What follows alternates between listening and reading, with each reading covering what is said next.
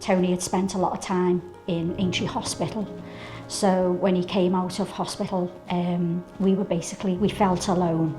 It was just obviously a really dark, daunting time for us, and he was really frightened as well because he'd had access to everything at the hospital. The palliative nurse from here, she was on the phone in the back kitchen in the house, and she shouted through that there was a bed available at Willowbrook, and I was like, oh, where's that? He was so poorly, and I just said, thank you, we'll take the bed. From the minute we stepped foot in here, you could see just what a lovely place it was. You know, as soon as Tony got put in his bed, in his room, he opened his eyes and said to me, it's lovely in here, isn't it? And I said, see, I told you. And they got him really settled, the room was lovely, and just every member of staff so friendly, warm. You know, they cared for Tony so well.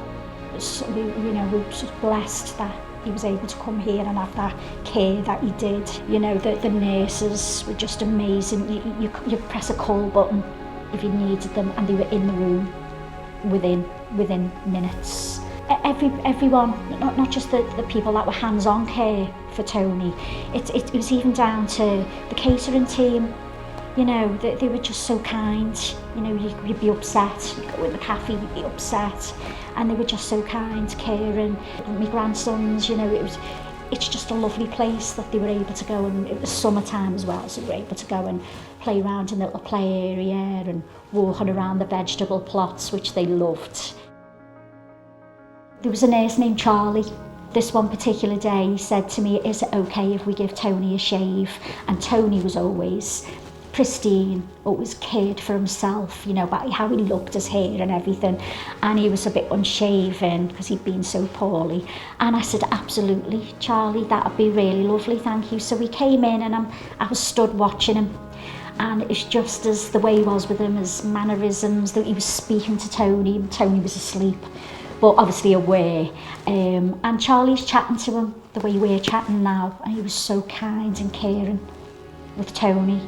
And so, you know, so gentle with him, and it was so lovely, and something that'll stick with me forever. We knew he was going to be going into a hospice at some stage. I think I had just assumed it was funded by the government, and it was only afterwards when I, you know, researched and found out that it wasn't, and I was shocked, really shocked, that you should have to fundraise, you know, every day of the year to help families like ours. That really shook me up, and the family too. We couldn't believe it. I was contacted by, and the two boys, my two sons, were contacted by the bereavement team actually, which again I thought, you know, after Tony passed and you've all gone home, you know, you just think, well, that's it now. But no, you know, we were contacted on a couple of occasions by the bereavement team, just check in really, see how we were doing, you know, how we were coping, if we needed any support. And they always said, always a phone call away if you ever need anything from us. And we were blown away by that, because you think, you know, when your loved one's gone, that's it.